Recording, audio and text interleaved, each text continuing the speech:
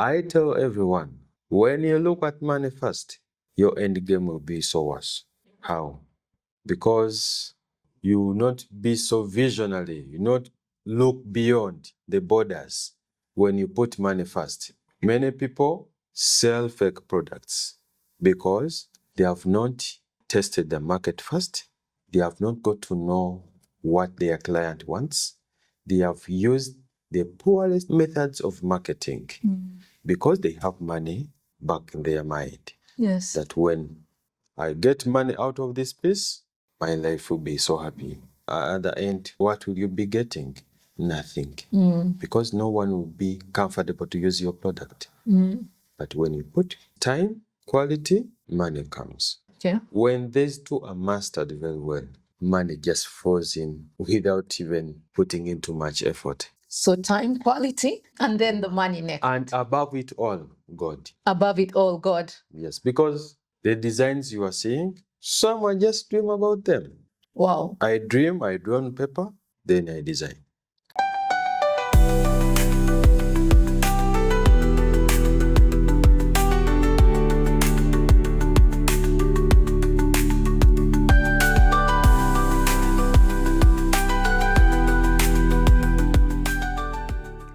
The purpose of a sale is not simply to make money. The purpose of a sale is to build a relationship and create a client for life. Hey, unstoppable friends, welcome to yet another episode of The Lamp, the Lydia Amuge podcast. The Lamp brings you ideas, inspiration, and insights from entrepreneurs and industry experts to help you build a great business. In the last two episodes, we had an amazing guest, Doreen Natkunda Opio. If you missed her story, you want to go back and watch it because it was a great story. For the next two episodes, we have yet another unstoppable passionpreneur, Simon Peter Yiga. Simon, in his episode today, will be helping us to understand how to get your first clients and how to maintain those clients. Join me today to welcome our amazing guest, the CEO of SYRICO WOODS. Simon, you are welcome to The Lamp. Thank you, Lydia, to have me here today. We're definitely glad to have you here today. So, Simon, the viewers would like to know, who is Simon Peter Yiga and what value does he bring to the marketplace? I'm Simon Peter Yiga, CEO, founder, SYRICO WOODS Uganda. The company that's stayed in the market for now 8 years, manufacturing wooden products, wooden lampshades. I scaled in lampshades, but I also do other things. Wall clocks, calendars, cardboard, veneer lights, and wood in all kinds of designs. Wow. Yes. That's nice to know. I've actually seen some of your pieces, and I've noticed that your work is unique. You know, you look at a lampshade and you notice this is nice. And sometimes, you know, this is where we ask, is this from Uganda? But it's nice to know that we can actually have such high quality work even in Uganda. So well done, Simon. Thank you. But how did this story start?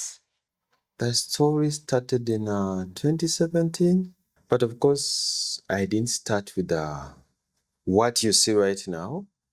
I started with the key holders. Did you say key holders? Yes, earrings. Okay. That is early 2017. I did key holders, earrings, and toys. Yes, wooden toys. Yes. Then late 2018, October 18th, 2018, that's when I started manufacturing lampshades. The first lampshade was introduced on that day. Wow. And that's when I got to know that, you know what? I can do everything. Okay. But I have to scale in one thing. I have to be known. Yes. That when I need a wooden lampshade, where can I buy it? There's a guy called Simon. That's how I started. Okay. So Simon, how did you convince clients particularly your first client? How did you get and convince your first client that, you know what, I am the best guy for this particular assignment? Thanks for the question. Me convincing the first client, it was a bit hectic, but I nailed it how? I had a prototype of a toy with me, Okay. and the precision on it was of a high end. And this client told me, can you really do this? I had the physical piece in me, but still the client could tell me that, can you really do this? Yes. He was doubting on the other side. But I said, you know what? I don't need any deposit from you. You pay me after the work. Weren't you worried about losing money, supposing the client, because that was your first client, weren't you worried that if you did the work, the client probably will not pay you? I wasn't worried Yeah. because the vision I had for the company was beyond money. It was the product first. If he refused taking it, I would stay with it, and it would as well help me to market to other people. But in me, I don't put money first. I wanted to first get his confidence that, yes, you can do this business. Okay. That's why I told the client, you know what, don't give me your money first. Let me first do the work very well. When you appreciate, you will give me the money. So Simon, you're not putting money first. What therefore are you putting first? And what would you advise any business owner or someone intending to do business to put first rather than money? I put quality first. This time, quality, money comes. Okay. When these two are mastered very well, money just falls in without even putting in too much effort. Yes. So I tell everyone, when you look at money first, your end game will be so worse. How?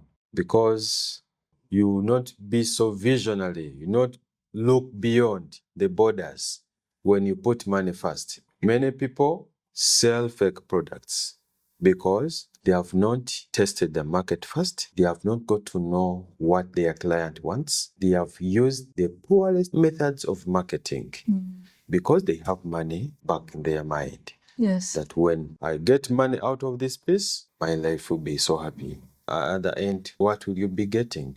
Nothing. Because no one will be comfortable to use your product. But when you put time, quality, then money second. So time, quality, and then the money next. And above it all, God. Above it all, God. Yes, because the designs you are seeing, someone just dream about them. Wow. I draw on paper, then I design. Okay. Yes. Wow. That's amazing. Above it all, it's God. first. Okay. So Simon, let's get back to the time when you got your first client. Can you just describe to us maybe the anxiety or excitement when the client finally said, yes, you're going to do this work for me and I'm willing to pay you for this work? Take us back to that moment. I couldn't believe it. First, Yes. taking you back, I was working at the airport. Before resigning, I worked at the airport for 2 years. I left. I started this. But my mom asked me that, hey, my son, you are leaving the airport and you are turning to be a carpenter? You're going to be a carpenter? I said, Mama, I'm not going to be a carpenter. What you have to know that I'm building a legacy that even my kids, your grandkids, will enjoy.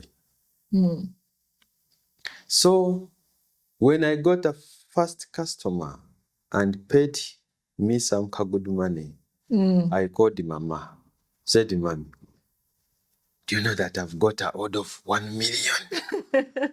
What do you want to eat? I want pork. That's what Mama asked. I want pork. Said, are you okay? Ngamba, yes, I'm okay. Said, even by my first customer was coming from New Vision. They told him that next week we are broadcasting you are putting in papers because of the good works. Said, no, you are kidding. Oh, we are going to have a small interview with you. We shall first broadcast you in Bukede. So next week, yes. We sat like the way we are sitting it here. They asked me a few questions. They wrote down. Next week, I was in Bukede. I told Mama, have you bought the Bukede newspapers? No. You buy. He read the whole story. He supplied the pieces all over the village. She couldn't believe it. Wow. So that's how happy I was for my first order. Wow. So, Simon, remember you had just started, and yet at the start, people are already praising you for high quality work.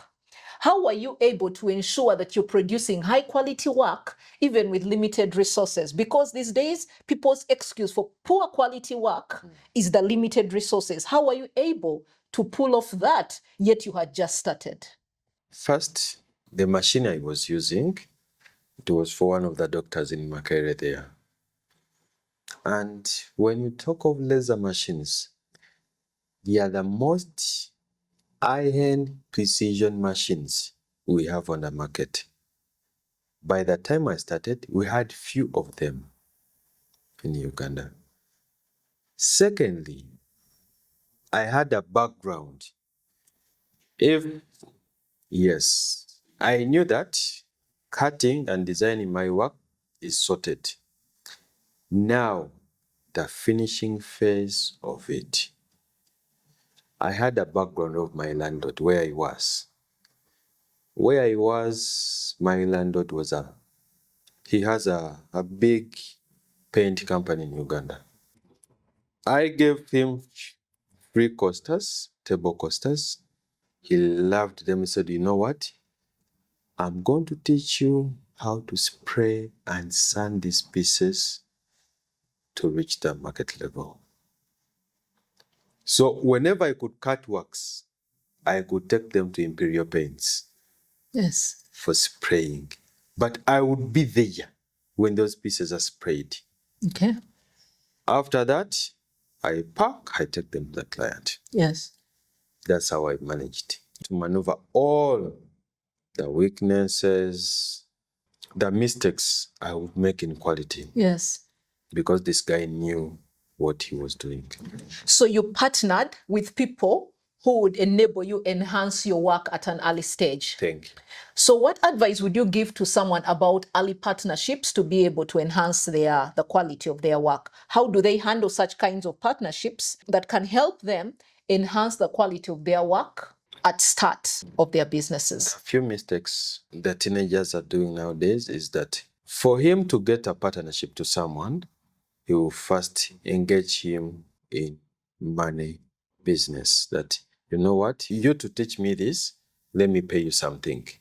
Yet, if you acknowledge and you tell someone, you know what, I don't know this, but can you please help me with it? Or, if not that, let's enter into a small agreement. At least on my product, I'll give you a 5% if I make a sale. There are many options that you can do such a thing. But humble yourself first. Let the person who needs to help you up know what your vision is. Okay. If he gets to know that, he will even help you with that money. Yes. So Simon, what was your vision at the start? It was so hectic, by the way, because in the beginning, I thought that, but these Chinese make a lot of earrings and make money, a lot of money.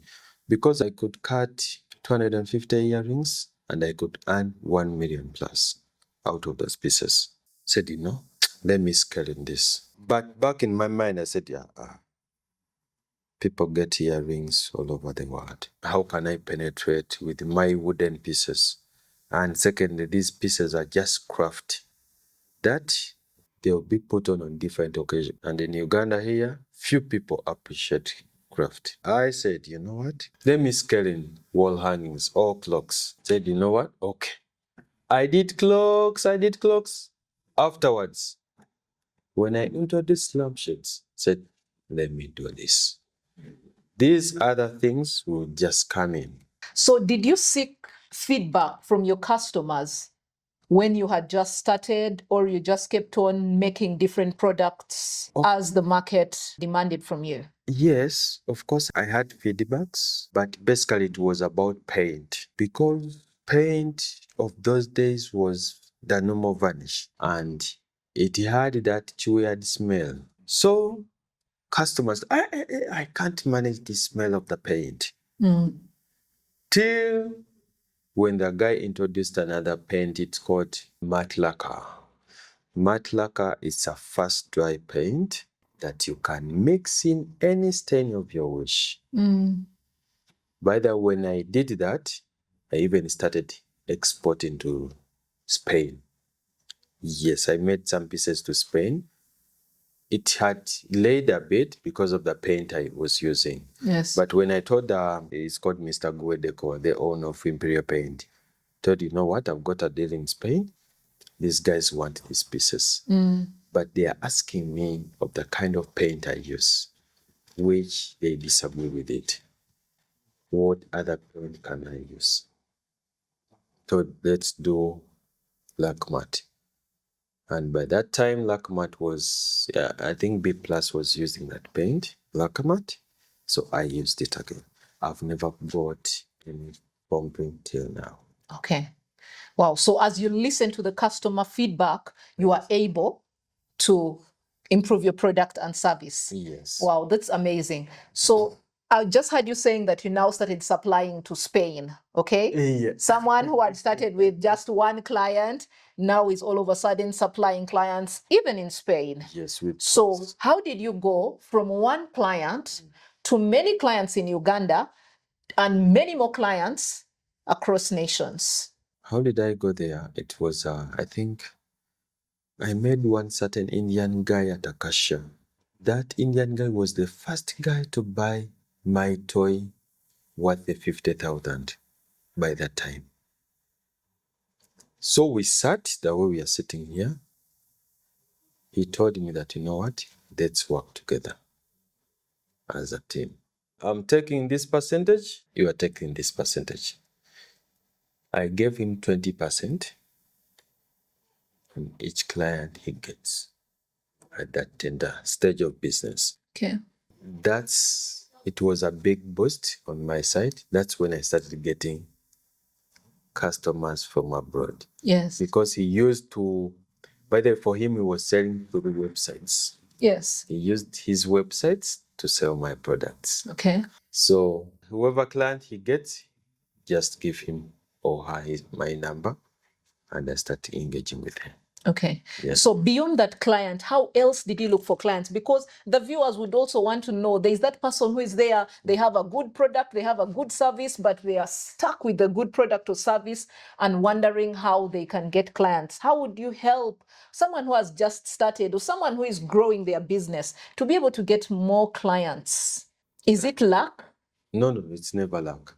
It's never luck. It's not luck.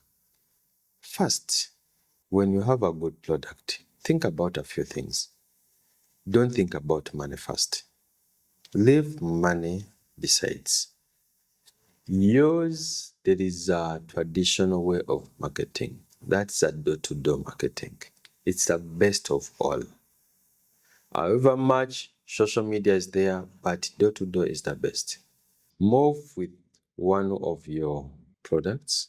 Go to different places. Visit friends at their working places. Talk to them. Let them introduce you to other workmates. That Lydia does this. These are some of the products he has. Yes, you get disappointments. My biggest disappointment was at African Village, Buganda Road. Okay. These guys, when I took I went there, I started talking to them. You know, I do earrings, I do toys, what. But the toy I used to sell at 20,000, these guys wanted to give me 5,000. Oh. I felt bad and felt like quitting. Said, this business will not make money. I went back home, I sat down, said, what next? Because I can't go back to employment. I have to stay here. And the only option I have for me to survive is to sell.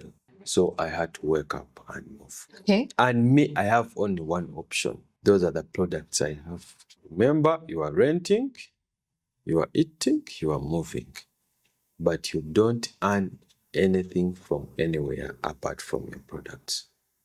When you look at them in your room, in your workshop, just know the time, the money, and the sleepless nights you have had are the products you have.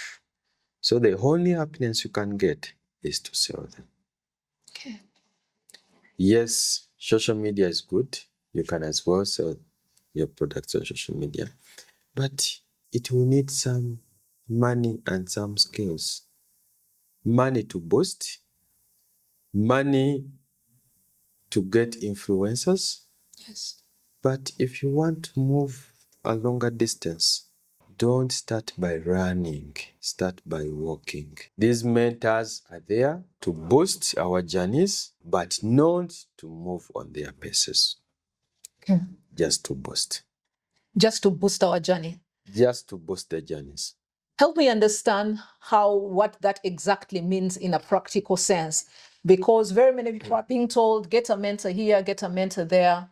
When you talk about just boosting and not to move at the pace of a mentor, what exactly does that mean? Boosting the journey means if I tell you that I'm your pacemaker, if Lydia, I'm your pacemaker, the pacemaker you are having has 1 million on the pocket. But you have nothing. It means I can't move on the same pace with you if you have nothing. Yes. So boosting the journey means he encourages you to move, but he doesn't encourage you to be what he is right now. He has worked for 20 years. You have worked for months. Yes. How can you be on the same pace? Yes. When you see challenges, you talk to him or her, he tells you challenges. Yes. Those challenges are boosting your journey. Yes. Oh, if I face this, I've heard about it. Yes. How can I solve it? Yes. But don't forget, each problem you get is on your level. You can't get a problem beyond your level. Okay. And just know you can solve it. Okay. So when you were making those sales, Simon, did you face any rejections? And how did you deal with those rejections? Because one of the reasons why people give up on business is their rejections. It doesn't feel good to be rejected. You've spent hours working on this thing and you think it's the best. Let me talk about lampshades. I've got several rejections in lampshades than any other products. Why? In design works, you design depending on your sizes you have created. A client sees a picture of the piece. Remember, for him or her, he doesn't know the size of the piece. You don't know the size of his space. When you deliver a piece, oh no, this piece is so big for my space. I can't take it.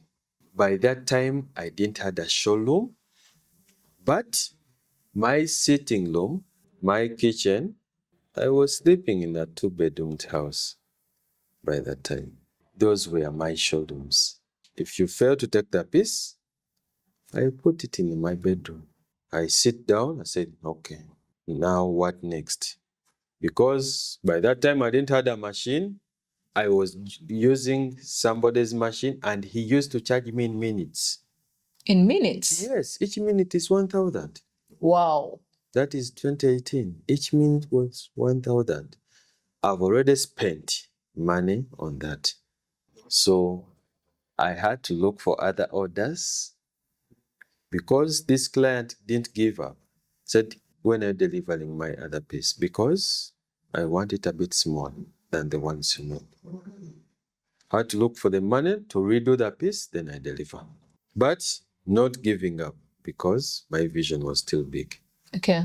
Yes. Wow, that's amazing. From Simon's story, you can tell that when the vision is big A big vision will sink any obstacles. Thank you. So just in case you're there and are thinking that because you have had 1, 2, 3 rejections, you should close down your business. Hey, get inspiration from Simon. If you have a big vision, it will help you to overcome any challenges. And guess what? I believe that Simon has faced many more obstacles than we have talked about today. And that's why in our next episode with Simon, we're going to talk about overcoming major obstacles and gaining traction as a business. Just in case you're feeling your business is stuck, you don't want to miss our next episode because we are going to talk about practical ways how you can gain traction and build momentum. Otherwise, thank you so much for watching this episode. Don't forget to like and subscribe so that you don't miss our next episode. But before you go, write in the comment section one thing that you have picked from today's episode that you want to implement in your business. Until the next episode, stay lit with the lamp.